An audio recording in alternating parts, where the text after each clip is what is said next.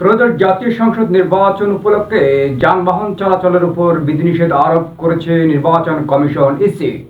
নির্দেশনা অনুযায়ী আজ মঙ্গলবার 10 ফেব্রুয়ারি রাত 12টা থেকে 13 ফেব্রুয়ারি রাত 12টা পর্যন্ত সারা দেশে মোটরসাইকেল চলাচল বন্ধ থাকবে।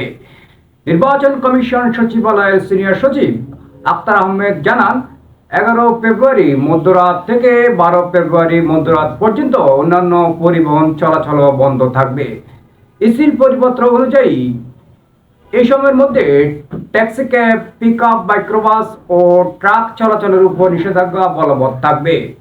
এক্ষেত্রে আইনশৃঙ্খলা রক্ষাকারী বাহিনী, সশস্ত্র বাহিনী, প্রশাসন ও অনুমতিপ্রাপ্ত পর্যবেক্ষকদের যানবাহন এই নিষেধাজ্ঞার আওতামুক্ত থাকবে। জরুরি সেবায় নিয়োজিত যানবাহন, ঔষধ, স্বাস্থ্য, চিকিৎসা ও সংবাদপত্র বহনকারী যানবাহন চলাচল করতে পারবে। বিদেশগামী বা বিদেশ ফেরত যাত্রীদের ক্ষেত্রে পাসপোর্ট ও টিকিট প্রদর্শন সাপেক্ষ যানবাহন চলাচলের সুযোগ থাকবে।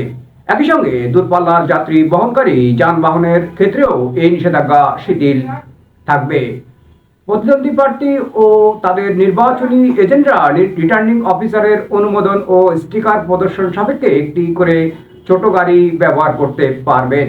সাংবাদিক, পর্যবেক্ষক ও জরুরি কাজে নিয়োজিত মোটরসাইকেল বা যানবাহন ইসি বা রিটার্নিং অফিসারের অনুমোদন সাপেক্ষে চলতে পারবে।